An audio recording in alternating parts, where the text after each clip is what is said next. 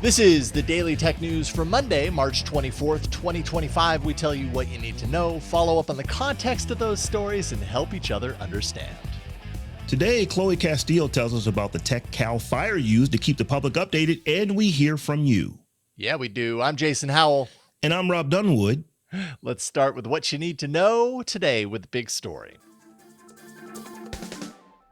Genetic mail-in testing company 23andMe has filed for Chapter 11 bankruptcy protection in the U.S. Bankruptcy Court for the Eastern District of Missouri after first announcing it that they were actually exploring options for a sale anyways back in January. Ann Wachicki is who is actually the co-founder of the company. She co-founded it back in 2006, will step down as CEO while the company seeks a new buyer. CFO Joe Selsavage will act as interim CEO while Ann will also remain on the board. She also announced her intentions to be a bidder in the bankruptcy auction proceedings. So her story with the company might not be over. Well, that remains to be seen. Since the announcement, as you can imagine, things have tanked in Wall Street. The company's market cap has dropped below $50 million, a fraction of the $6 billion valuation of its peak right when it IPO'd back in 2021. 23andMe has released an open letter. They're addressing the sensitive data of its customers, assuring that the filing changes nothing about how it stores, manages, and protects customer data. And of course, privacy advocates are concerned about all of that sensitive data ending up in the hands of an unknown third party, whoever happens to end up, buying the company, if that happens, whatever the case may be. They also note that many users have consented to sharing of that data for research purposes, and that happens like in the onboarding process. And though it is possible to delete that data in account settings, the privacy statement also reserves the right for 23andMe to transfer customer information in the case of a sale to, the new destination, the new owner. So I think all of this is really interesting in the, for the fact that, 2021 was the IPO. It was riding high. And then 2023, as I'm sure, Tom and maybe even you, Rob, and the gang spoke about their massive data breach. And I think that just really damaged the reputation. And I don't know, what do you think is driving this like drop in interest in mail-in DNA? Is it the hack? Is it something else? What's your thought? To me, the big part of this is the hack. Back in 2023, I think this is almost a year and a half ago when this happened. They had the hack, which is bad, but then they handled it as about as poorly as you possibly can handle a breach of 7 million users. The most personal data you could have, your DNA, and they just handled that poorly. And it has been just horrible selling for the company ever since then. So I think when you look at this, you have to almost say that this was expected, because $6 billion is what they were once worth, and they're now worth somewhere south of $50 million. That is this will be written about in textbooks for business school about how this company, went from a height to a low to where it is now. Yeah. And I mean, we're talking about health. We're talking about highly sensitive information. Another thing that privacy advocates are really concerned about is that if 23andMe, a company that had all the goodwill that it had leading up to the IPO and everything, had all the value, had so many people willingly signing up for the service and clicking to share, and then had this massive trove of important health related data of people. If a company riding that high with what we can imagine had some pretty great approaches to protecting that data, could still fumble it, what about the next company that takes it over, right? Could those security protocols, in fact, be the same, if not worse, where that data goes? And if so, what should customers who currently have that information stored with them, what should they do? Because it doesn't give anyone any feeling of good, good outcome here. It's really sensitive data that's going who knows where at this point. As much as I am into tech, as much as I love to have a great conversation about tech and we'll sign up for stuff, The DNA stuff is something I've just never been able to bring myself to do for these very reasons. Now, I'm not going to tell you that I thought that this is exactly what was going to happen to a big company like 23andMe, but there was something in the realm of this happening. And my concern is you've got my DNA. You literally could recreate me in a test tube. What happens to that data if things change? Things are significantly changing, and that is now the big question. Well, and I think, this is a yet another really important reminder of the fact that you never know where your data will end up. You never know how much control you actually have over it. Even if you were a user of 23andMe and you go into their account settings and you say, I do not consent, do not share my data, which is something that you agreed to when you first signed up for it and probably long forgot about. Even if you do that, there's details in in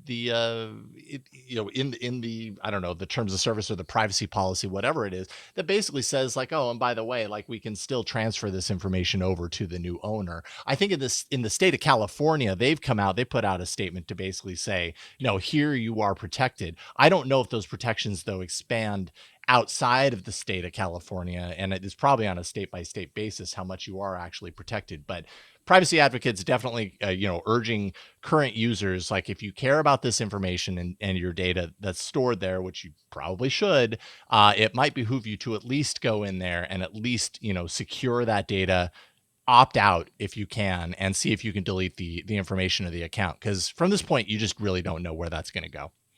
I would have to imagine that other companies that do similar things are really thinking hard about, do we just, if they don't already have one, do we give everybody a master delete? You can just hit this delete button and everything that we have on you is gone. So it can never be sold in case that company were to be purchased down the road. I mean, but at the same time, like 23andMe might, that might be the saving grace, is that they do have that information. Like, you know what I mean? It's like the intentions might shift a little bit when it's like, well, this is the only value we have is this information. And we want to regain something if we possibly can. So who the heck knows? DTNS is made possible by you, the listener, thanks to Tony Glass, Philip Less, Howard Yermish, and Peter Box. Thank you. Wonderful patrons. You are awesome. There's more we need to know today, so much more. So let's get right to the briefs. Apple AirPods Max headphones with a USB-C port are about to get a major firmware update in April to include support for high-fidelity audio. This will enable 24-bit 48 kilohertz lossless audio playback that extends to personalized spatial audio. Apple also noted that ultra-low latency will be included, which makes this a meaningful update not only for casual music listeners, but also songwriters and musicians with strict music playback timing requirements. The new update will roll out in April. Yeah, that's a big update. Getting that latency down if you're in music production, that's critical. So I don't claim to be a musician any longer, but those who are really wanted this. This was a big thing. If I pay $500 for some headphones, I should be able to plug my amp in and still use them. Oh, heck yes. I'm right there. I get it. Mark Gurman from Bloomberg says that Apple is working to bring a camera to the Apple Watch. This is in an effort to integrate visual intelligence AI features, and happening somewhere in the 2-year time frame. The cameras will be hidden inside the display on the standard Apple Watch, while the Apple Watch Ultra will seat the camera next to the digital crown. Apple is also designing AirPods that house a camera for this function.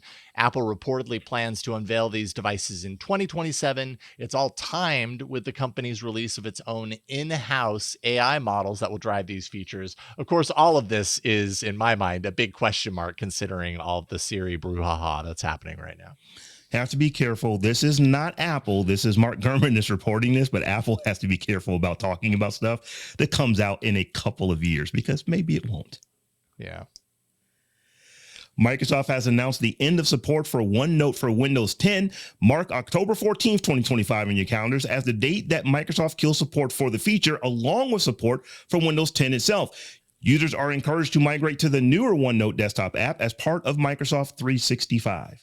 So it looks like in about 6 months' time, we're going to have to pour one out, not only for OneNote, but for Windows as well.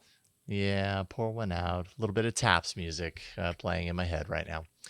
Tesla's full self-driving beta program is seeing a temporary halt to its planned rollout in China as it faces regulatory hurdles. The trial period was originally set for between March 17th to April 26th. So we'd be firmly in the middle of that right now. But new regulations introduced in February require deeper scrutiny of autonomous driving software updates before deployment in China. Tesla has partnered with Baidu to enhance its navigation capabilities in an effort to overcome these hurdles. Google Maps users took to Reddit when they discovered that their timeline data had disappeared. Google is now confirming the accidental deletion of that data, with the only chance of recovery being dependent upon the user's cloud backup settings. Google says, quote, those who do not have backups enabled will not be able to recover lost data, end quote. To see for yourself where you stand, tap on the user icon in the Maps app, go to your timeline and find the cloud icon with either an arrow inside, meaning it's backed up, or a strike through line, meaning cloud backup is disabled. Ooh, it's a neat feature. I don't know how much this would really bother me, but I imagine some people rely on the timeline history for certain things. I've never like it's for me. It's just been obscure and interesting. It's never been necessary, so this wouldn't bug me that much. It's not going to bug most, but those who it will bug is going to bug. I mean, you basically were just told, "Too bad, so sad if you don't have this pretty enabled." much, So which is weird coming from Google, right? It's from Google, I that don't know is what to tell you there. Yeah, exactly. Well, Google is also rolling out the Gemini Live features that first announced a few weeks ago at Mobile World Congress earlier this month, including the ability for Gemini to see the contents of your screen, as well as the live video feed coming from the camera on your smartphone. Can you tell me everything you see on the screen right now? Okay, I see your phone screen. There's a notification saying you're live with Gemini, and it's been about 7 minutes. The time is 8:50 p.m., the weather's 71 degrees, and the date is March 23rd. Anything else I can help you with? The features are rolling out to paid Gemini Advanced subscribers as part of the Google One AI Premium plan, and they really represent a taste of what their unreleased Project Astra AR glasses have been shown to do in promotional demos. And I mean, I can attest to that. I tried Project Astra, and it's pretty awesome to use these features when you're wearing glasses, and a pretty great first step to bring it to smartphones too. Yahoo announced late last week that it reached a deal to sell the news site TechCrunch to Regent, a media investment firm. Financial details were not disclosed in the deal, nor will it need to get regulatory review, an indication that the deal was valued at less than $100 million. Regent is also looking to build a collection of tech news sites, and earlier last week also acquired Foundry, which bought PC World, Mac World, and Tech Advisor into their stable. Okay, TechCrunch, go, please continue to go, because I like you a lot. So I hope this doesn't change anything. It doesn't sound like it would, but you just never know. That's the thing. I use TechCrunch literally every single day. And I wouldn't say that I thought they were bigger than 100 million, but now that we know that they're not, it's kind of like, oh, well, it's one of the biggest tech sites I use, and they weren't more than $100 million. Yeah, I mean, I should also clarify that 100 million is basically all that is like, beyond that, it would require regulatory review. So it's something under 100 million. That's between 1 to 100, who the heck knows what it is? I'm sure we'll find out what that is soon enough. But for everyday users, it probably doesn't mean a whole lot of change to TechCrunch, to be honest. But, you just never know. Those are the essentials today. Let's dive a little deeper into the ongoing stories and follow up. Yeah, so this past January, during the fires in Los Angeles, the public was kept up to date in a number of ways, including a live stream of morning ops briefings. There were also public town halls and so much more. Tom made the Palisades Fire Ops briefing his morning watch. He actually got to talk to Chloe Castillo from Cal Fire about how they put together these streams. Chloe, thanks so much for taking time from what I know is always a busy schedule to talk to us. Really appreciate it. Thank you for having me. So, as I mentioned, watching these live streams was very helpful in understanding what was going on. But a lot of people probably didn't see them the way I saw them. For folks listening around the world, what kind of live streams were made available? The live streams that we offered on the Palisades and the Eaton incident are no different than any of the live streams that we offer on every single incident. The live stream itself is typically featured on an incident management page YouTube channel. And that YouTube channel is then restreamed against local city, board of supervisors. Anyone that wishes to have it restreamed, we can restream it with a YouTube restream key. Do you make a different channel for each incident, or is it a regular place that you go to? Typically, we have a incident management team that has their own YouTube frequency, or I'm sorry, their own YouTube channel. However, in 2025, we have moved everyone over to the Cal Fire YouTube incident page, with the purpose of we have multiple teams that sometimes will take over an incident, and instead of moving the public from one location that they're known to frequent, they can just frequent the same location to get the incident updates. That's great. That's going to make it easier to point people to it, which was something that I was doing in January a lot. And I think even if people go back and look at these now, they could end up being educational in how those incident responses happen. Yeah, definitely. The breakdown of resources that are there, the amount of resources that they have and where they were located, they can get a lot of information out of the operational briefings if they have enough time to sit through them. Well, let's talk a little bit about how you pulled this off, because as somebody who's done a lot of live streams in locations that are less challenging that you were in, I was impressed.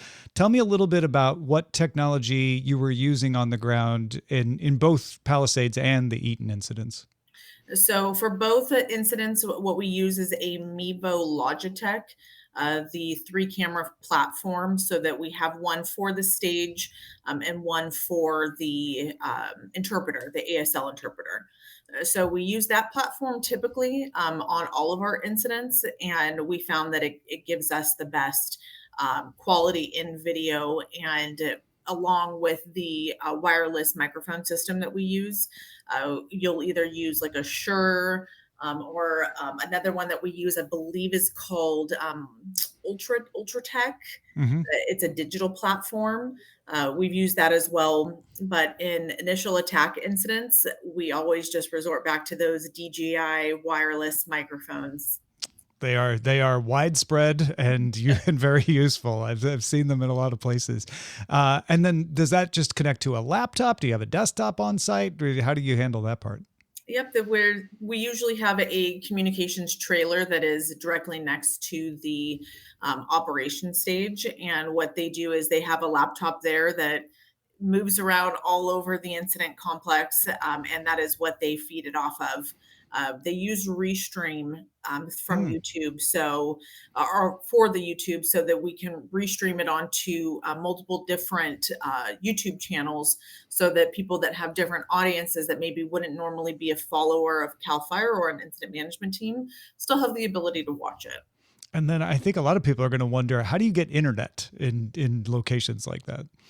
On initial attack, it is either a Starlink. It is what we call a mobile cow from AT&T FirstNet. Verizon also has a first responder program that we use. However, typically you're going to get a FirstNet there right before Verizon, but usually everyone just pulls out a Starlink. Yeah. Okay. And in this day and age, just pointing up at the sky seems like the easiest thing to do, right? Yeah, definitely. And it's crazy how good this has gotten. It used to be trying to stream video over a wireless connection like that was pretty spotty at best, but these streams are really solid. Yeah, very solid. And for us, it's the continuity of what we're able to offer and making sure that we can do it on a daily basis, because people get so used to going to these channels to see the incident update. And if you do have technical issues and they're not able to watch it, it can be quite an issue, especially for the public who just wants to be informed. Yeah. I mean, the streams were real clean. They were easy to hear. There was good lighting, good video. How hard is it to do that in a situation like that? Well, for every incident after we've been established for at least 24 hours, we have a communications team. We have multiple communications teams throughout the state that we use that are on contract. So we hire them for the incident, and that's literally their sole job, is to do the operations briefings, to do any filming that we need. Sometimes we'll have town hall meetings in the evening. that are hosted on YouTube that people are allowed to make comments on so that we Mhm. can get them some answers. A lot of times when you're evacuated and we are closer to the incident because we want to be in close proximity to the fire, the people that are evacuating are not close by. So having that ability for them to be there virtually and participate is really important. So the communications teams for us, it's super important to have them. Well, and y'all must have some skills too, because I know how easy it is for one piece of a chain like this to get out of whack and make a stream more difficult. And I'm sure there was more going on behind the scenes than I saw, but I didn't see anything like that in my consumption of it. No, our communications teams, I feel like they do them so frequently and have so much experience doing it every single year on all these different fires, mudslides, anything you can think of, they'll go to. But they have so much experience doing it that usually have a team of maybe 10 people and they'll set up the LCD walls or the LED Hmm. walls. They'll set up all of that stuff. And they also have to break it down at the end of the day, too. And sometimes you have an 8-day incident and it takes all day to get one part set up, and it's going to take a whole day to get it taken down. It's kind of sad to get it taken down because it's a After lot of all of work. that. Yeah, Yeah. yeah. No, you mentioned the wall. I was going to ask about that. There were often maps and things projected behind.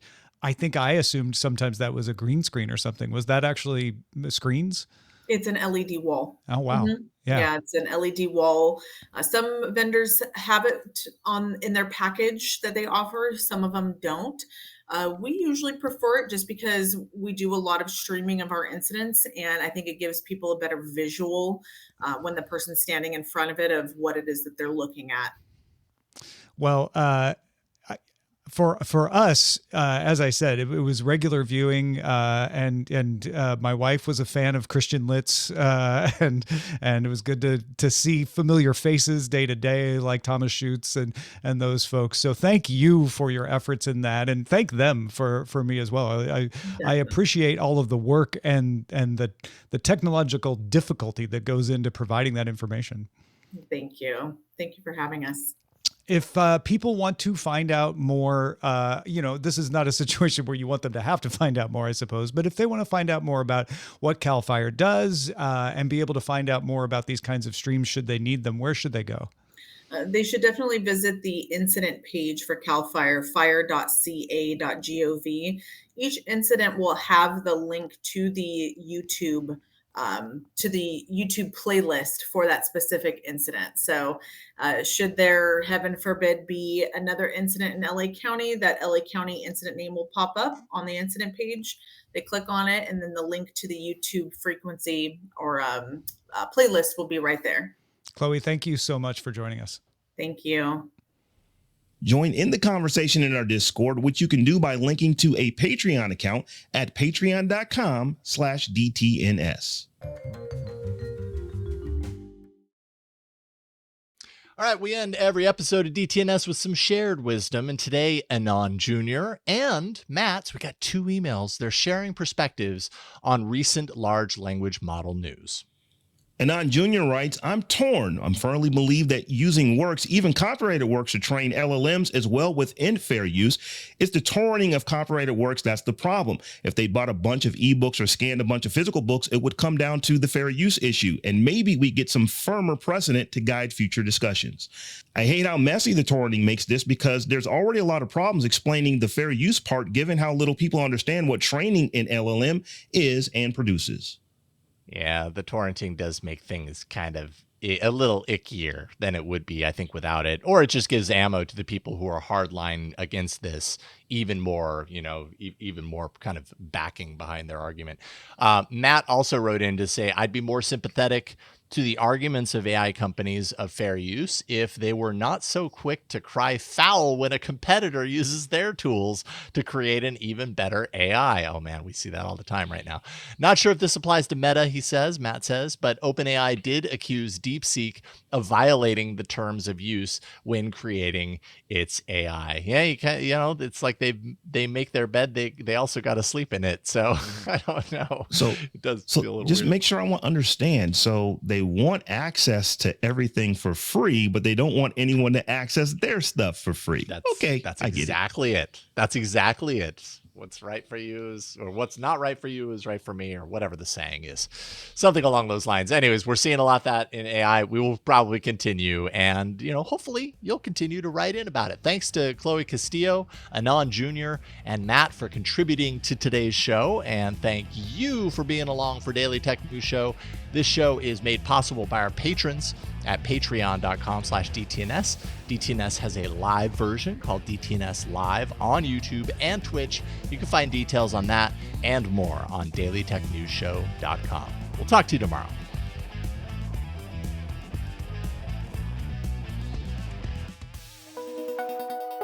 The DTNS family of podcasts, helping each other understand.